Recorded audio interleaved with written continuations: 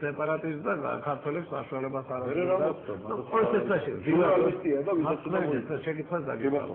შევშეკოთ, ვილაძოვფა ჯეჟავისტი არის, ის ვისაც თქვენ შეხვდით, იგივე ფენვალიდან ან სოხუმიდან დაგიწყდებიან, მაგრამ ერთი არის, აი მოწყალებასავით ისინი გვიგდებენ იმას, რომ კონფედერაციას უკან მოიქცევით თუ ნატოში, არ შეხვდათ თუ ამერიკას არ შეხვდებით, კონფედერაციულად გადაერთიანებთ და კონფედერაციაში ავტომატურად ამოვა რა, მეორე ენა უნდა იყოს რუსული. აი ეგ უნდათ მაგათ. ამაზე თუ ქონდათ იქ საუბარი. ბატონო, და ჩვენ თქვენ განშორს დაходит. მაგათ რა უნდა? ჩვენ ვერ დავინახავ. ხუთი დღე ხერით საუბრეთ. იქ კონფედერაციაზე საუბარი. ეს რატო დავუგებთ?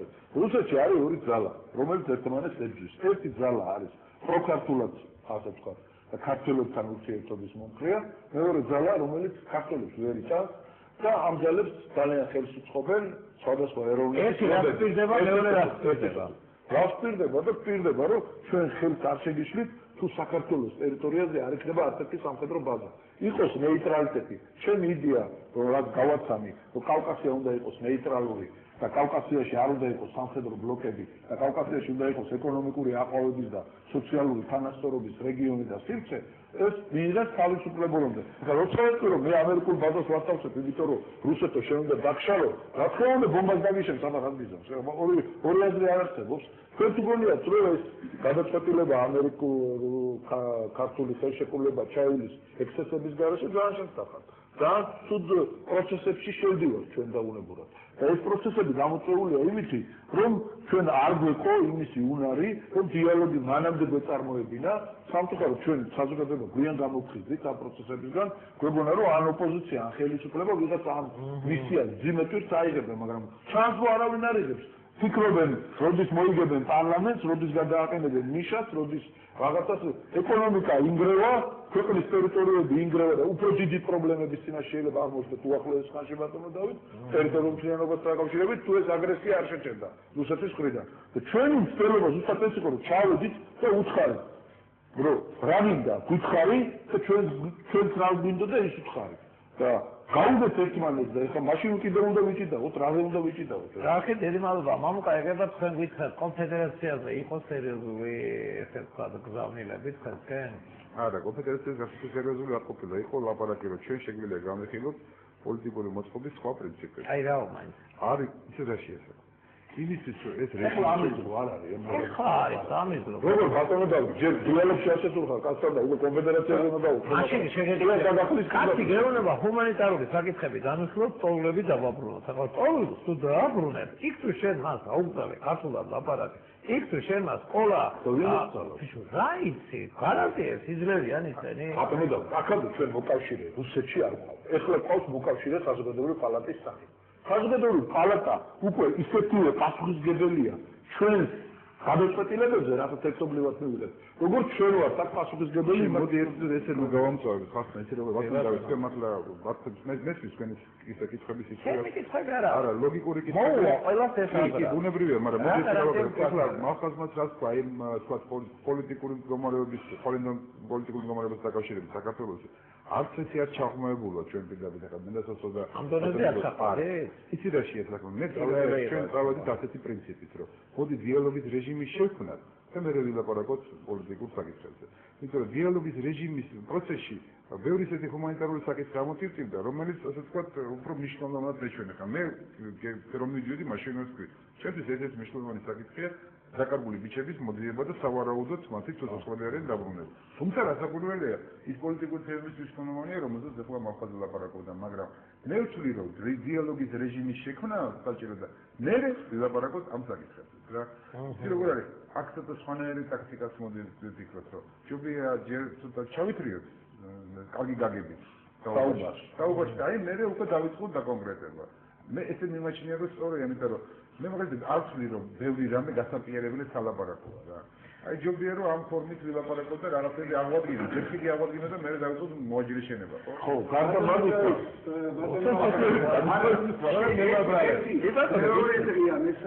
მეორე რაც ჩამოვედით. ერთი ხაზა მიტრიალებს ეს ერთი ძალიან საინტერესო ადამიანი იყო, მე მგონი მამუკამაც გაიგონა ეს სიტყვები და რა გითხრა. რომელი იყო? აი ვიტყვიდა შეიძლება ხო და ესეთი რაღაცა თქვა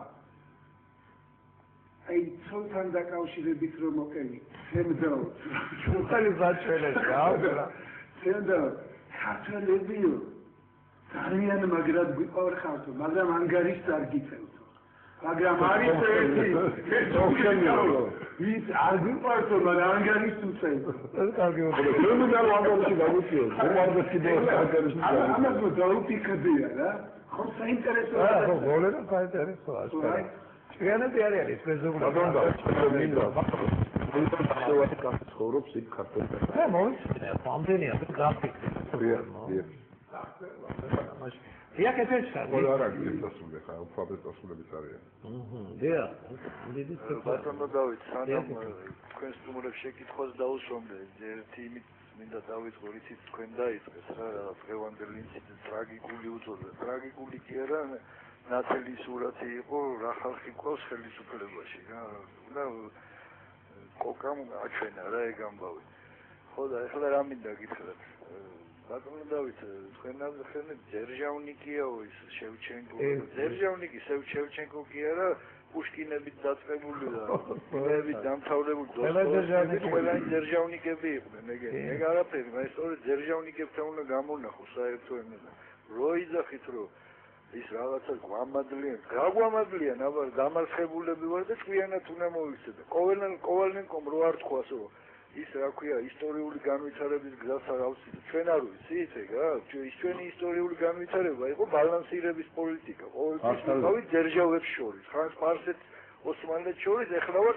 ნიუ-იორკს და მოსკოვს შორის და ცოტა ჭკუით უნდა ვიყოთ თუ რაღაც ვინა მივახციოთ ეს ერთი და ეხლა შეკითხვა მაქვს თქვენთან სამივესთან ხომ არ ფიქრობთ რომ აი ამ თქვენ დასაწყის კარგ საქმეს ერთი კრემლის აგენტის იარლიკებს გაიკრავთ მე როგორც მგონია და მეორე კიდე ხო ფიქრობთ აქედან გამომდინარე რომ მაქსიმალურად შეეცდება ხელისუფლება ჩაგიშალოთ რა ეს დაწყებული საქმე როგორც ჩაშალეს თუნდაც პატრიარქის გაკეთებული საქმე და ასე შემდეგ რა და თუ იყო კიდე თქვენ საუბრებში ზუსტად ხაზგასმა იმისა რომ ჩვენ ერთმორწმუნე ორი ერი ვართ და არ შეიძლება ჩვენ შორის ასეთი არაქრისტიანული დამოკიდებულება.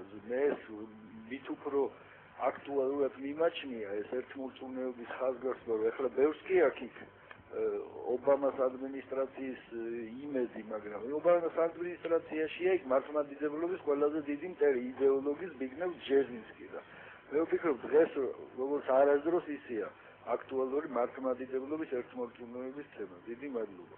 დიდი მადლობა. შეიძლება მე ციტატის კომენტარს გავაკეთებ. მე მაინც ვფიქრობ, რომ მძიმე და ცუდი დღე იყო, ეს საშინლება იყო, რაც მოხდა.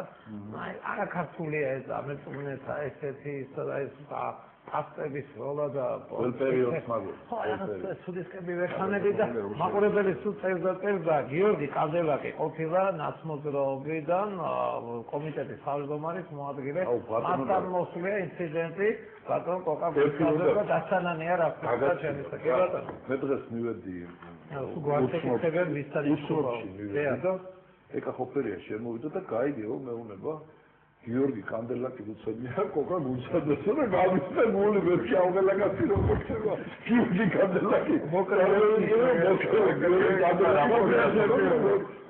მე ყოფილა რუსია თუ რა ისე მართლა ის არის ძველ პერიოდს მაგოდეს გახსოვთ ჩხუბები და დავით არაფერი რომ მიდიოდა ხედრი გორჯონი აიწყება გაკითხოთ დაგვისვა ხო აგენტურასთან დაკავშირებით ისე მე რა მაკვირვია მაგათ ესაა მაშინ მეზგეთის ემა მოვიდა SMS ოდიოზური კომისია არის ესაო ეს გაგიკეთე იცით რა შეა საქმე აი საქართველოში კიდევ გვინდა 1-2 არჩევნები და საერთოდ არავინ არ მივა არჩევნებზე რატომ ეს იმას აგინებს ეს ამას აგინებს იქ არ მიხვიდე აქ არ მოხვიდე და შეიძლება 1-2 არჩევნების მერე საერთოდ არჩევნებზე არავინ არ იაროს და მე ყველაფერი ისე წავა როგორც აქ ჩაფიქრებულია რა ბატონო დავით ამიტომ ჩვენ გვიწოდონ რაც უნდა როგორც საქართველოსთვის გავაკეთოთ რამე ისეთი მნიშვნელოვანი სუდია რომ ველაპარაკები